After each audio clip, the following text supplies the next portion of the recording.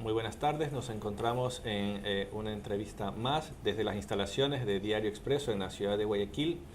En esta ocasión nos encontramos acompañados con el doctor Luis Verde Soto, consejero del Consejo Nacional Electoral, miembro del Consejo Nacional Electoral, con quien vamos a tratar algunos temas referentes o relacionados con el proceso de las elecciones del 2021, tema presupuestos y también un proceso que ha iniciado en estos días, o el día de hoy específicamente, un proceso de mediación para que pues bajen un poco las tensiones dentro de los miembros del Consejo Nacional Electoral. Sabemos pues que existen dos bloques, un bloque de mayoría integrado, liderado por la presidenta del CNE, y otro de minoría que integra el consejero Verde Soto junto con el vicepresidente Enrique Pita. Consejero Verde Soto, muchísimas gracias por participar de este espacio. Antes de entrar en estos temas netamente del Consejo Nacional Electoral, hay uno en específico que creo que nos está preocupando a todos los ecuatorianos y es el tema del coronavirus. Si quisiera consultarle, doctor, no sé si sea un poco prematuro, pero bueno, nos estamos acercando a un proceso de elecciones primarias internas en algunas organizaciones políticas. Nos estamos también acercando a un proceso de campaña electoral y a un proceso de elecciones.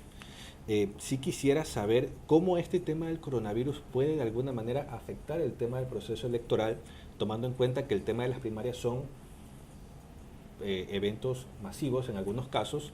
Los mítines políticos durante la campaña electoral también son eventos masivos y obviamente pues también el tema de las elecciones, el tema de los recintos electorales. Hace poco, el día lunes, hubo elecciones en Israel y se instalaron mesas especiales para que voten personas que están contagiadas y también pues que son casos sospechosos de coronavirus. No sé si este tema ya se lo ha analizado dentro del Consejo, doctor Verde Soto. Buen día. Mira, no. No ha habido, que yo sepa, un tratamiento más que el de obvio de cuando hay una concurrencia grande de personas en el edificio del Consejo Nacional Electoral. Ha habido, yo creo, que un inventario mínimo de personas que pueden ser susceptibles de contraer la enfermedad o que tienen un mayor patrón de riesgo, pero más allá de eso no conozca que se hayan hecho otras cosas. Sin embargo, yo creo que lo obvio es de que seguirá el mismo patrón del tratamiento de conglomeración o aglomeración de personas en las elecciones. En las elecciones lo único que ocurre, a diferencia de un partido de fútbol, es de que votas en el otro, miras del partido. Es decir, yo creo que no hay ninguna diferencia respecto al tratamiento que deba darse en el uno o en el otro caso. Ciertamente, en el caso de las elecciones, los temas de causa mayor pueden alterar las fechas o algún flujo de fechas, pero nada más que eso. Los países y todos debemos estar dispuestos a flexibilizar ciertas instituciones para poder, o fechas de instituciones, para poder dar curso a la seguridad colectiva, y esto es obviamente así. A mí me preocupa un poco más el tema del coronavirus desde otro lado.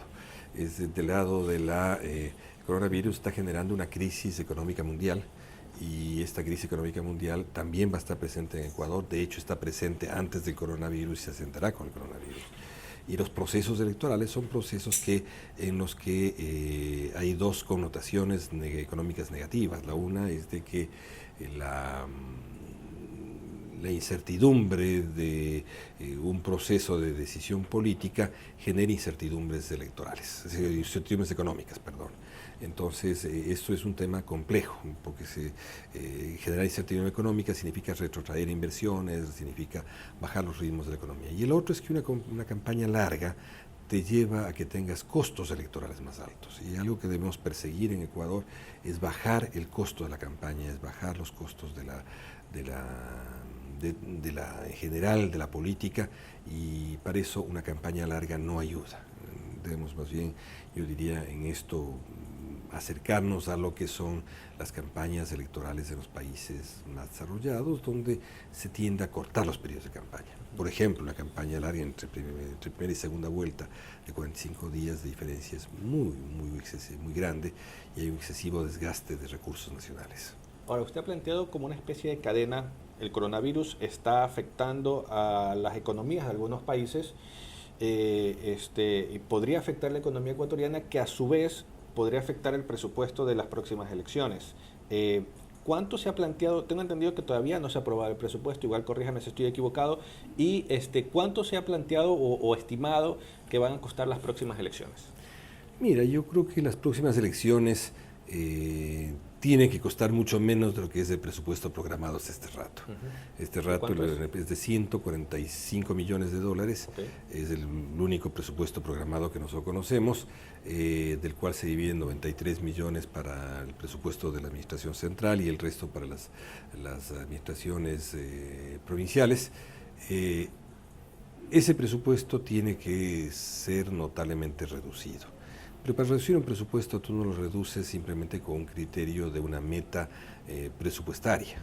La meta presupuestaria tiene que estar adecuada a un parámetro de calidad democrática en nuestro caso, y ese es el primer tema. O sea, toda reducción no viene de simplemente hacer buena letra ante el Ministerio de Finanzas, decirle ya estoy logrando lo que ustedes piden que rebaje, sino que tienes tú que, tanto en términos de personal como en términos de gastos de inversión, lograr ajustar de que tu reducción presupuestaria no afecte la calidad de la meta propuesta, y en este caso de la calidad democrática y la transparencia electoral. Un segundo problema es el problema de que no está en esos 145 millones, no están contemplados una deuda adicional que tiene el Consejo Nacional Electoral de sobre 70 millones de dólares, que son la mitad de ello a la deuda acumulada con los medios de comunicación de los 2 años pasados, y la otra que es ya susceptible de introducirlo como déficit porque tienes la obligación jurídica constitucional de financiar la propaganda, la difusión electoral de los partidos en el momento de que se inicia la campaña, que son una cantidad similar. Esas dos cifras, ¿no es cierto?, hacen que el déficit actual del Consejo Nacional Electoral es equivalente al 30 y tantos %, lo cual es muy, muy grande. Vamos, yo me he sentido muy extrañado de que cuando pedí un pleno de que se formara una célula de crisis en la que yo me ofrecía a intervenir y participar para que pueda lograrse el procesamiento de esta deuda fundamentalmente con los medios de comunicación, que son nuestros principales aliados, nuestro soporte en un momento de campaña. Sin embargo, nunca se reunió esa célula de crisis y no se han procesado salidas que pueden darse, que se han dado muchas veces con la empresa privada, que son intercambio con impuesto a la renta, pago por ejemplo del seguro social, información de papeles, etcétera, etcétera, clasificación y segmentación de la deuda, cosas elementales que una administración elemental debe hacerlo. Ahora, doctor, ¿cuándo tendría previsto aprobar el presupuesto de las próximas elecciones? Y quisiera saber si el hecho de que el simple hecho de que el CNE apruebe ese presupuesto, el Ministerio de Finanzas tiene que desembolsar obligatoriamente esa cifra, o tal vez el Ministerio de Finanzas puede decirle, sabe que no tengo esta cifra, o no sé, ¿cómo es? Mira, aquí el tema es un tema que tú estás apuntando claramente entre dos funciones independientes del Estado, ¿no es verdad? Una de las cuales tiene una primacía en un momento determinado para ejercerla, ¿no es cierto? Y que, sin embargo, pese a ser una función independiente del Estado, debe, ¿no es cierto?, ajustarse y debe someterse a los más altos intereses del país, del Estado como conjunto.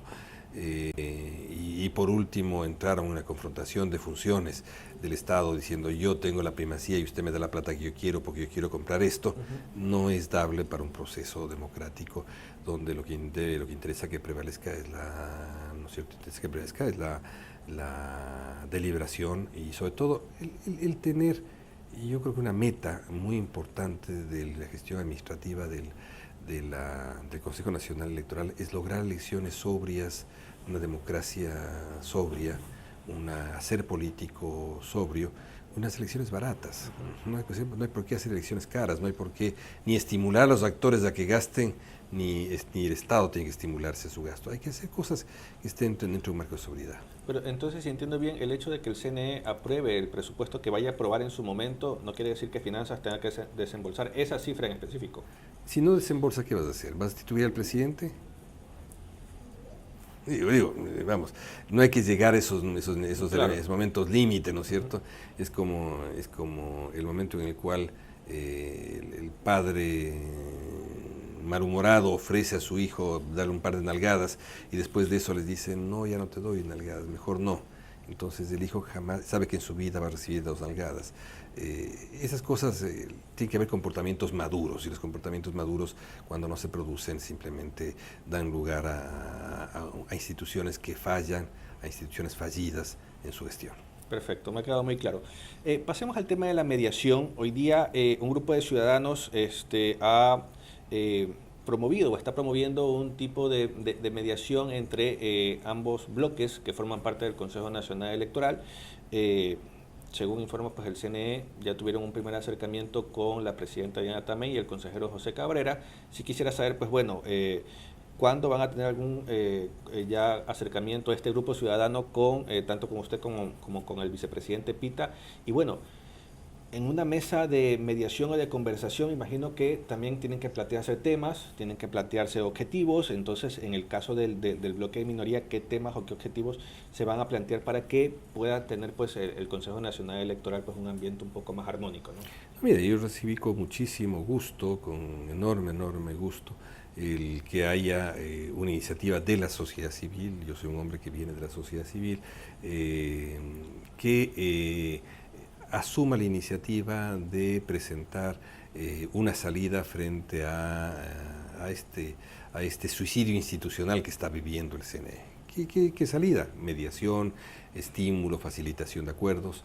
Ahora bien, ¿qué es lo que ha ocurrido? En la parte más procedimental, yo entiendo que el día de hoy están ellos en Quito, están gestando grupos similares hacia Guayaquil y hacia Cuenca, están en este momento entrevistándose con uno de los consejeros y con el vicepresidente Pita, y entiendo que luego de eso ellos a mí me han llamado a decir que tendríamos una reunión el día lunes, y lo propio entiendo que la presidente Atamarín tiene también una reunión el día lunes, y va a ver qué manifestación de voluntad existe. Yo creo que es la primera cosa que tienes que hacer. Yo agradezco mucho que ellos hayan tomado esta decisión aún sin una consulta previa con todos, corriendo el riesgo de que haya cerrazón, pero a la vez existe la mayor voluntad y ética posible para decir vamos adelante y hagámoslo. ¿Qué vamos a plantear? Yo creo que, bueno, pues hay que plantearlo, yo creo que las partes de una mediación, es verdad. Primero tener claro qué ambiente de concertación hay que crear, y eso hay que acordarlo entre las dos partes, que no se tiene que romper, no se tiene que convertir esto en la falsa concertación, que con la mano derecha te das la mano y con la izquierda tienes un garrote escondido que les rompes la cabeza el rato que el otro termina. Tienes que lograr tener procedimientos de que te sientes en una mesa y en esa mesa haya claridad de los tiempos que habla uno, los tiempos que habla otro, cómo se procesan los acuerdos, ¿no es cierto? Y también que haya la parte central, que es una agenda con temas que son sencillos, que temas son complejos, temas que son urgentes, temas que son menos urgentes, temas que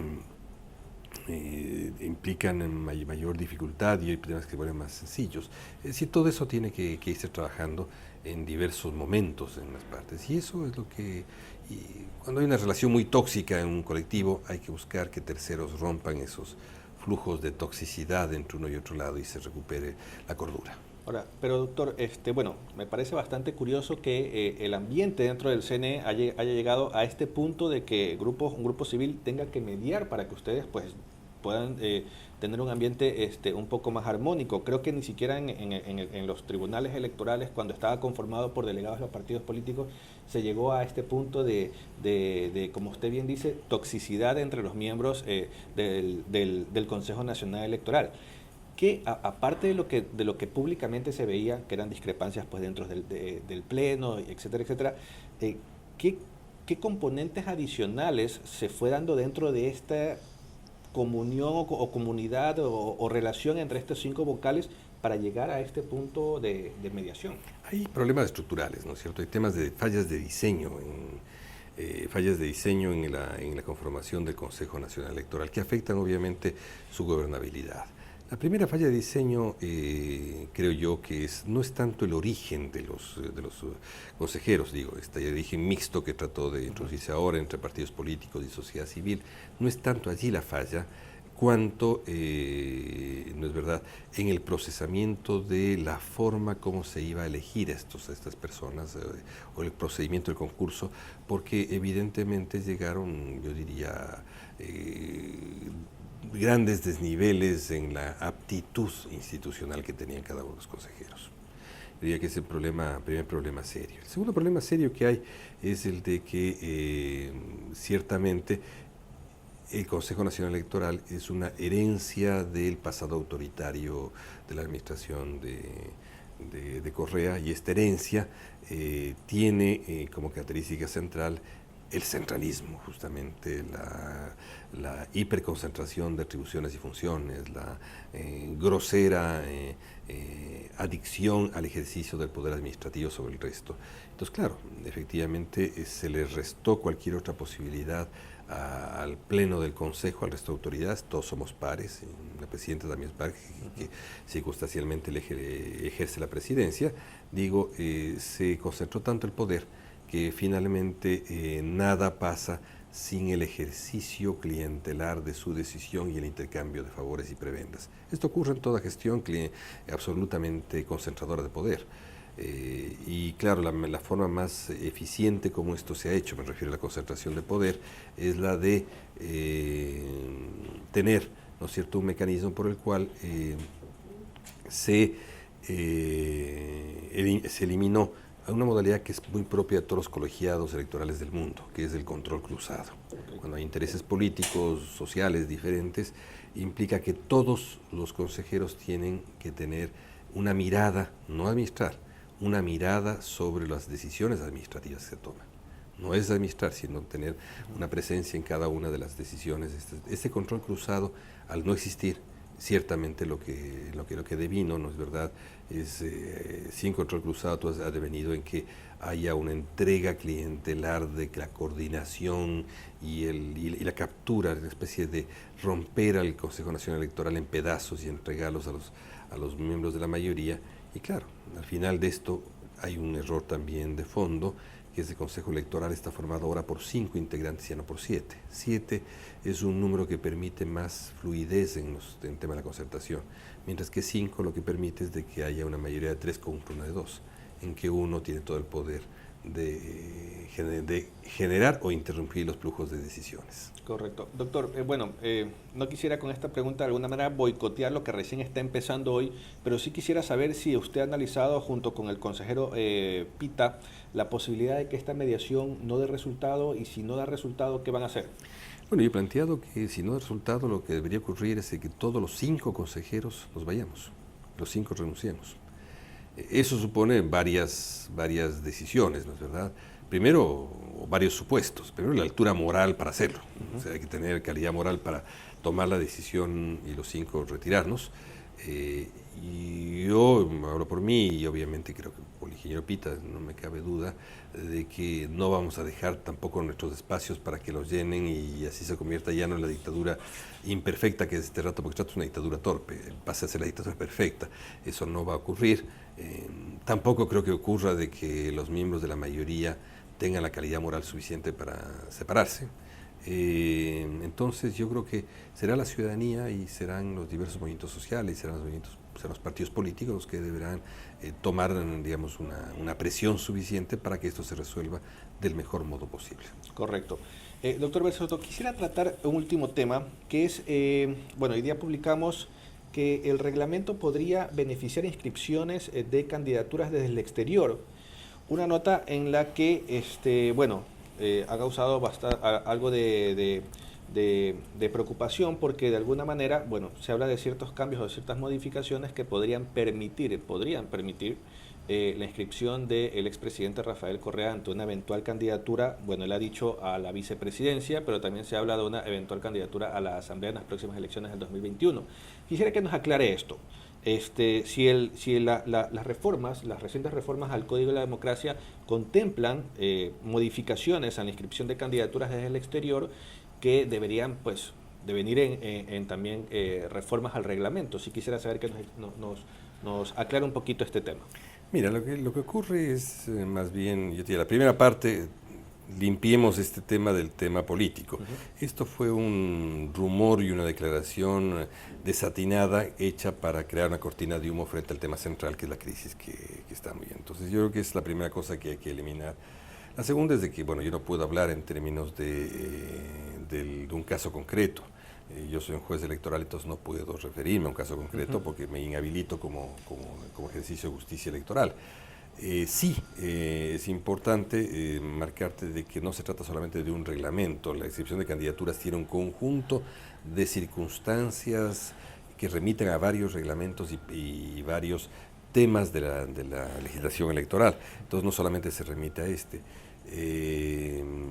Lo que sí existe como criterio general, y debo mencionarte, es, ¿no es cierto?, existe una relación entre el estatus jurídico que tiene un potencial candidato con la posibilidad de que se inscriba y que está ligada en el caso de una sentencia ejecutoriada, el periodo en el cual él tiene, ¿no es cierto?, una protección en tanto es candidato, y una vez electo existe otro periodo de vacío antes de que sea posesionado como autoridad, si es que fuera esa autoridad, en la que adquiere fuero de corte, que es otra cosa, no adquiere inmunidad, adquiere fuero de corte, lo cual no implica que los procesos siguen, ¿verdad?